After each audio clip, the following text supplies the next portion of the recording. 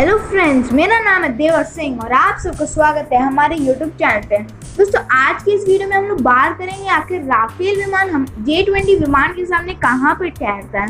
उसके बाद हम लोग बात करेंगे इंडिया के द्वारा रशिया को इंडो पैसिफिक इनिशिएट में इन्विटेशन देने का मतलब क्या है। उसके बाद हम लोग इंडिया के फ्लीट सपोर्ट वेसल के बारे में बात करेंगे। सो फिर इस वीडियो को एंड तक जरूर देखिएगा। तो फिर आइए शुरू करते हैं।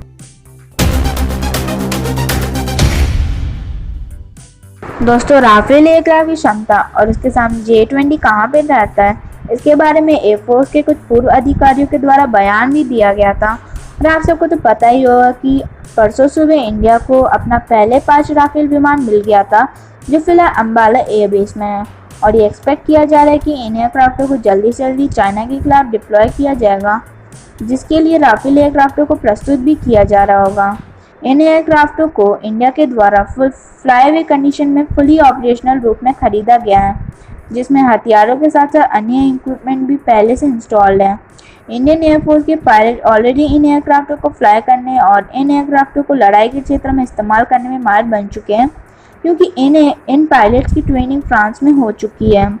और दोस्तों, ये एक्सपेक्ट किया जा रहा है कि इन एयरक्राफ्टों को अगर किसी चाइनीज़ एयरक्राफ्टों के साथ सामना होता है तो संभव है कि वो चाइना का J-20 एयरक्राफ्ट होगा। और दोस्तों, पूर्व एयरफोर्स के अधिकारी रिटायर्ड एयर मार्शल आर लिम्बिया के मुताबिक चाइनीज़ एयरक्राफ्टों के सामने राफेल एयरक्राफ्ट भारी पड़ेगा। चाइना की तरफ से जो J-20 एयरक्राफ्ट को 5th जनरेशन एयरक्राफ्ट का दर्जा दिया जाता है, वो प्रॉबेबली 3.5 जनरेशन का फाइटर एयरक्राफ्ट ही है, जिसमें 3rd जनरेशन के इंजनों का इस्तेमाल किया गया है, जो इंडिया के सुखोई एयरक्राफ्ट में इस्तेमाल होता है। मतलब दोस्तों कि ये एयरक्राफ्ट इंडियन एयरफोर्स के सारे 4 जनरेशन के एयरक्राफ्ट की तुलना में उतना ज़्यादा मजबूत नहीं है। इन्हें चाइना के स्टेल्थ एयरक्राफ्टों के स्टेल्थ कैरेक्टराइजेशन को भी लेकर भी चाइना में सवाल उठ चुका है, जबकि चाइना द्वारा इन एयरक्राफ्टों को जहाँ पर भारी भरकम तरीके से शामिल करने की बात कहा जा रहा है। और हाल ही में तो ये भी सुनने को आ रहा है कि चाइनीज़ एयरक्राफ्टों के पास तो फिलहाल इंजन भी नहीं है। इन एयरक्राफ्टों के पास शॉर्ट रेंज में लड़ाई करने का कोई भी हथियार नहीं है, चाहे वो मेन गन हो या फिर short to range air to air missile हो। जबकि लॉन्ग रेंज में भी ये एयरक्राफ्ट राफेल का सामना नहीं कर सकता, क्योंकि राफेल के पास मीटियोर जैसे लॉन्ग रेंज मिसाइल है। तो कुल मिलाकर माना जा सकता है कि चाइना के J-20 के सामने राफेल भारी पड़ेगा, क्योंकि चाइना की तरफ से जो J-20 को लेकर दावे किए जा रहे हैं वो पूरी तरह से झूठ है। दोस्तों, वीडियो की नेक्स्ट अपडेट में मैं आपको इंडो पैसिफिक इनिशिएटिव के बारे में बताऊंगा, जहां पे इंडिया चाहता है कि रशिया भी शामिल हो। और इंडिया की तरफ से ये हाल ही में रशिया को इनिशिएटिव में शामिल होने की बात कहा गया, ताकि ये इनिशिएटिव किसी भी तरह से US लीड इनिशिएटिव ना लगे। और अब आप सबको तो पता ही होगा कि इंडो पैसिफिक रीजन में एक ऐसा गठबंधन बनाया जा रहा है जो चाइना के खिलाफ लड़ पाए और चाइना के विस्तारवाद नीति को इस एरिया में हावी होने से रोक पाए। और इंडिया इनमें अब रशिया की भी मदद ले रहा है, क्योंकि किसी भी तरीके से ये रशिया सेंट्रिक ना हो। और ये रशिया को जो बहुत दिनों से ऑब्जेक्शन था कि ये रशिया के खिलाफ भी हो सकता है, या फिर अमेरिका इसका इस्तेमाल रशिया के खिलाफ भी कर सकता है। और हाल ही में इन बातों को लेकर रशिया के डेप्यूटी फॉरेन मिनिस्टर और इंडिया के एम्बेसडर जो रशिया में तैनात हैं, उनके बीच में टेलीफोनिक कन्वर्सेशन हो चुका है, जहां पर इन बातों पर बायलैटरल टॉक का भी आयोजन किया जा सकता है। दोस्तों, लॉकडाउन के दरमियान भी इंडिया के प्राइम मिनिस्टर श्री नरेंद्र मोदी और रशिया के प्रेसिडेंट व्लादिमीर पुतिन के बीच में बहुत सारी टेलीफोनिक कन्वर्सेशन हुआ है। दोनों देशों के प्रधानों के बीच में यूरेशियन रीजन और इंडो पैसिफिक रीजन को लेकर भी चर्चा हुआ है। Already Vladivostok India Russia summit में एक ट्रेड रूट को लेकर भी दोनों देशों के बीच में बात हुआ था, और इससे व्लादिवोस्तोक से लेकर इंडिया तक आने संभव होता। माना जा रहा है कि इस ट्रेड रूट को साउथ चाइना सी से गुजरना है, और फ्यूचर में ये इंडिया का न्यूज़र्क कॉरिडोर भी बन सकता है। और चाइना के लिए ये साउथ चाइना सी रीजन को लेकर भी चिंता है, क्योंकि इस रीजन में अगर चाइना की तरफ से दबाव बढ़ाया जाता है तो ये रशिया के लिए भी चिंताजनक बन सकता है, क्योंकि इस रीजन से रशिया के फारदीस रीजन जुड़े हुए हैं। और फारदीस रीजन की इकोनॉमिक डेवलपमेंट और इकोनॉमिक प्रॉस्पेरिटी के लिए साउथ चाइना सी काफ़ी ज़्यादा महत्वपूर्ण है। और साउथ चाइना सी से ट्रेड रूट भी व्लादिवोस्तोक को दुनिया के साथ जोड़ा हुआ है। साउथ चाइना सी के अंदर चाइना का दबदबा होता है तो व्लादिवोस्तोक रीजन भी चाइना के हाथ में खेलेगा और इसे लेकर ऑलरेडी चाइना की तरफ से रशिया को एक ऐसे इंडिकेट दिया जा रहा है जो रशिया के लिए चिंताजनक और फ्यूचर में और भी चिंताजनक बन सकता है।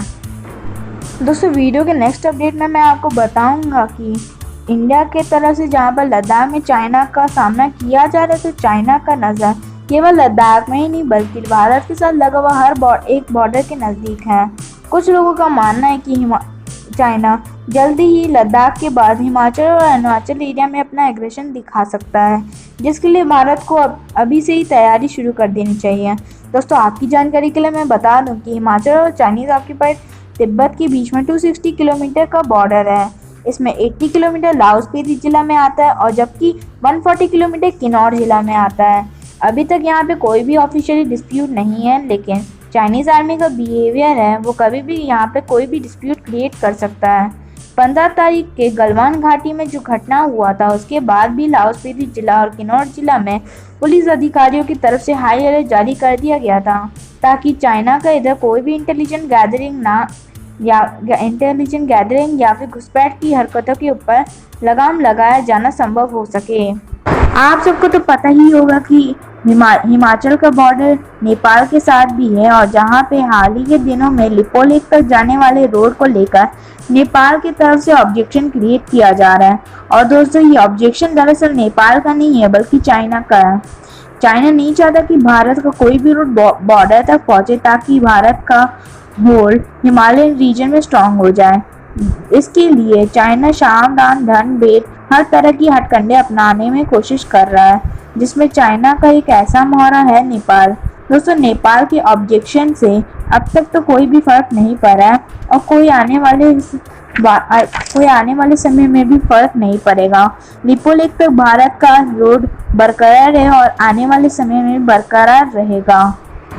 दोस्तों दौलत बेग ओल्डी रोड को लेकर चाइना का जिस तरह का ऑब्जेक्शन है आने वाले समय में वही ऑब्जेक्शन इन रोडों को लेकर भी तैयार कर सकता है।